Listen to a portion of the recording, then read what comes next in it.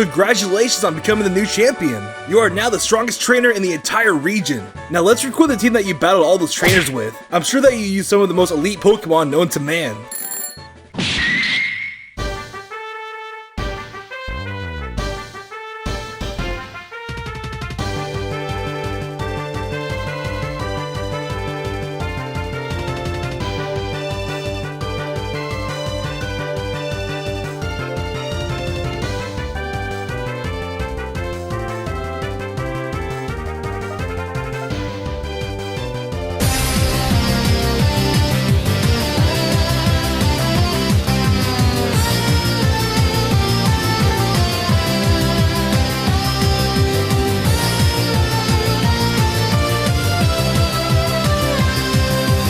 What is going on, guys? This is Dobbs here, bringing you another Pokemon video. And in this video, I'm going to go over the top 10 strongest trainers of all time. And to make it more interesting, I'm going to choose the strongest trainer from 10 different categories. In no particular order, I'm going to go over the strongest gym leader, anime character, Elite Four member, trial captain, rival, NPC, manga character, champion, antagonist, and to mix it up a bit, a wild card. So yeah, I hope you guys enjoyed the video, and don't forget to stay till the end to find out more about this cool app called Quid. That's a new app where you can collect and trade digital trading cards, and is also sponsoring this video. So with that said, without further ado, let's get started.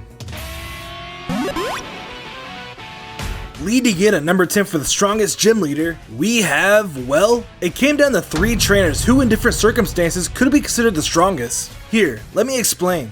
Now, in my opinion, in terms of an overall team and the challenge itself, I think Claire from Pokemon Stadium 2 Round 2 would be considered the strongest gym leader. Her team in this challenge consists of very diverse Pokemon who can pretty much take on any Pokemon team and have the upper advantage. And unlike most gym leaders, Claire's team in Stadium doesn't stick to just one typing, making her a pretty powerful trainer. But even though this representation of Claire is portrayed very powerful, it doesn't canonically mean that she is the strongest gym leader, because after all, Blue from Pokemon Crystal was once the champion of the Pokemon League, and Wallace from Pokemon Ruby and Sapphire later became champion. So it makes you wonder, who between the two champions is actually the strongest gym leader? Well, even though in Pokemon Origins it shows that gym leaders scale their Pokemon based on the trainer's skill level, one would think that these two champions would call out because they're the last gym in each game. And just looking at their teams from each gym battle, I think Blue would destroy Wallace without even breaking a sweat. But if it came down to a champion battle with their Pokemon League Pokemon, I think Wallace might have the upper hand because of his diverse set of moves and limited weaknesses. So in the end, it's really undetermined. But to me, I think Pokemon Stadium Claire would destroy both of them. But this is only number 10, and only gets crazier from here. Standing in at number 9 for the strongest Elite Four member, we have Lance.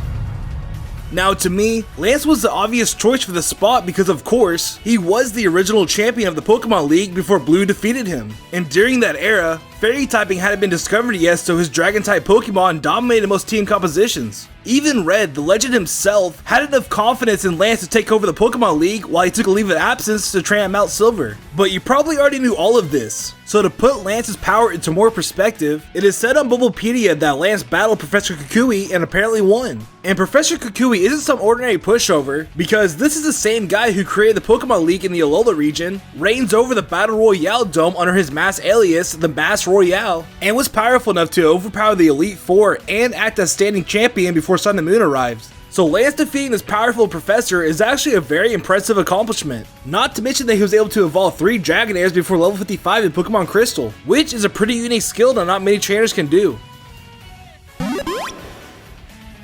Creeping in at number 8 for the strongest Pokemon antagonists, we have Giovanni.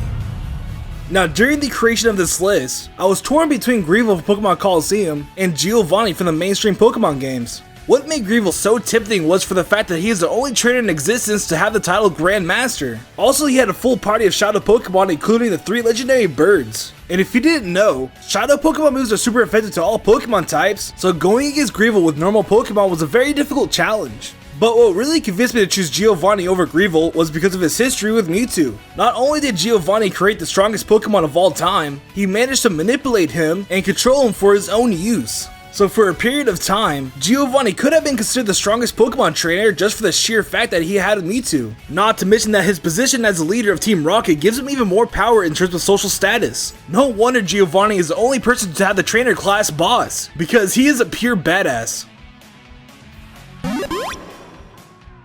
Trailing in at number 7 for the strongest trial captain, we have Hapu.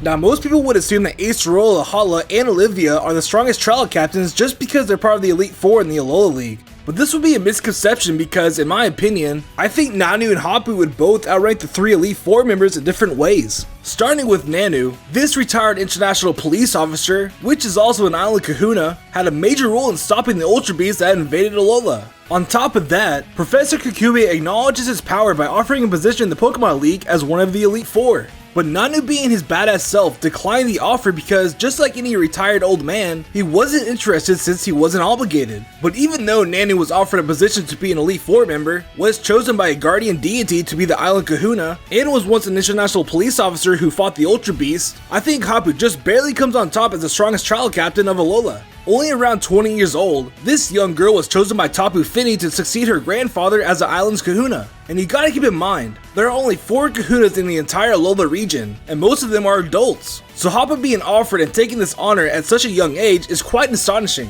On top of that, when standing as champion of the Pokemon League, she confronts you in a title-defending battle, which can only mean that she managed to defeat the entire Elite Four in order to challenge you. So this young island kahuna is no joke, and definitely deserves a spot as the strongest trial captain trainer. But she isn't anywhere close to the strongest trainer of all time, so let's continue.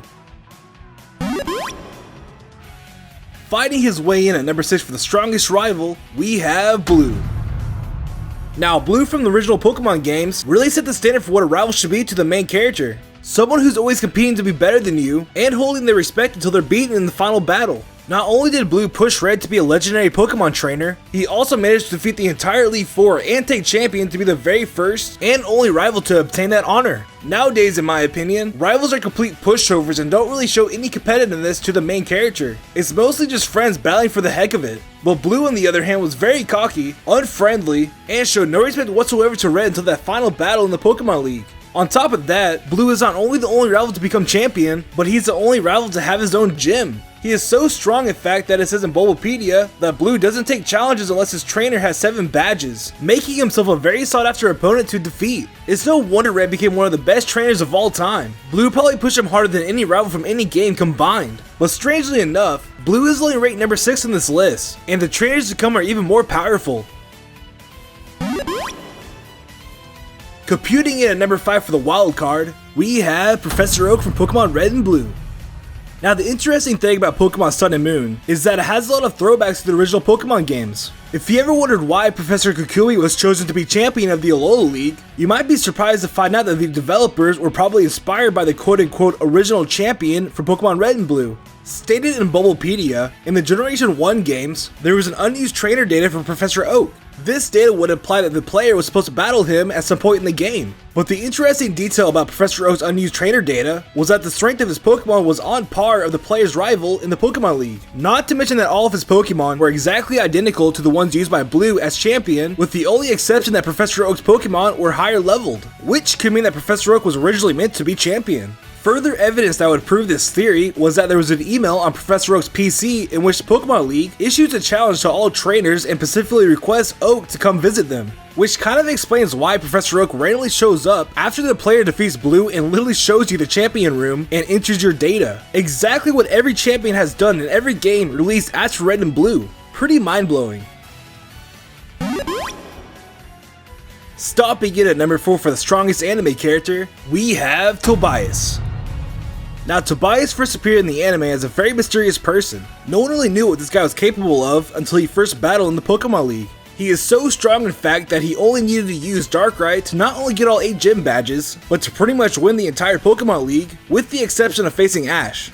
During that battle, Ash managed to weaken Tobias' Darkrai with his Heracross, and then finished it off with his Sceptile. But to no surprise, Tobias called out another legendary Pokemon and swept the rest of Ash's team with only his Latios. It's pretty crazy how much little information is known about this insanely powerful trainer. The fact that he owns 2 legendary Pokemon is incredible in itself. The only other trainer that comes to mind that actually owns legendaries in the anime is Brandon from the Battle Tower with his 3 Reggies. But for the reason of not knowing a lot about this mysterious trainer, I can only rank him at number 4 on this list.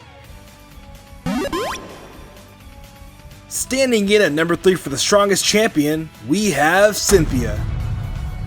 Now the reason why Cynthia is so powerful compared to the other champions from the Pokemon games is because of the synergy her Pokemon have. Unlike most champions who rely on single Pokemon typings or just straight up power, Cynthia on the other hand uses offensive and defensive Pokemon who happen to have perfect IVs. Not only does Cynthia have some of the highest level Pokemon to ever debut in the games, but she also has probably one of the best AIs to ever battle against. Cynthia isn't afraid of switching Pokemon and changing her strategy on the fly because this champion will do whatever it takes to defeat the player during the final battle. On top of that, Cynthia owns one of the best competitive Pokemon to ever enter the league, her Garchomp. I am so confident in Cynthia's Garchomp's power, I would bet that this pseudo-legendary Pokemon would be able to take down most of the reigning champions of each region. With that Stab Dragon Rush and Stab Earthquake, would probably one-shot most opponents at its level. It's no wonder Cynthia keeps appearing in different Pokemon games, because she really is a powerful trainer every main character should get a taste of. Battling his way at number 2 for the strongest NPC, we have Red. Now Red from Heart Gold and Soul Silver is definitely the strongest NPC we've ever seen in a Pokemon game. Not only does his Pokemon have the highest levels of any trainer to ever battle in Pokemon, but also his team is very well balanced. Having practically no weakness, Red can counter basically everything you throw at him. Ranging from Fighting type moves to Ice type moves, his Pokemon have a very diverse set of move pools that would be able to go against many types of different Pokemon. And his Pikachu? Let's just say that level 88 Electric Mouse that's holding a Light Ball could arguably be the strongest Pokemon to ever be programmed in a Pokemon game. Speaking of Pokemon games, I was kinda disappointed how they nerfed this legendary trainer so hard in Pokemon Sun and Moon, because this is the same Red who caught Mewtwo and completed his Pokédex for Professor Oak. You would think by now his Pokemon would be at least level 100 after training for so long on Mount Moon. But regardless, it's safe to say that this interpretation of Red from Heart Gold and Soul Silver will probably be the strongest NPC trainer we will ever face, unless there's a Red 2 and a Blue 2, but that's for another video.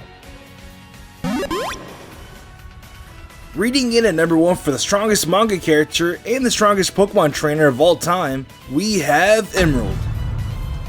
Now at the end of the Emerald Adventures manga, there was a 10 Dex Holder challenge that took place at the Battle Frontier. It's undetermined if their Pokemon was set to level 50 during that challenge, but it's highly unlikely because it was mentioned earlier in the saga that there wasn't a method of doing something like that. So in all likeliness, these battles were open level. Now what's surprising about this challenge is that Green managed to defeat Red in this competition, and then after that, Emerald managed to win it all by defeating Green, making Emerald the top Dex holder from that challenge. Some believe that Red isn't the best battler when put in a situation when there are rules, but to me, I think what makes the strongest battler is a trainer who can excel in all kinds of different scenarios, and in my opinion, I think Emerald falls under that category perfectly. But some can say that Red and Emerald are complete opposites. Red loves to battle under no restrictions, and Emerald loves to battle under a set of rules. So really, until we see an actual battle between the two, we can only assume that Emerald from the Dex Holder Challenge holds the throne of the strongest trainer of all time.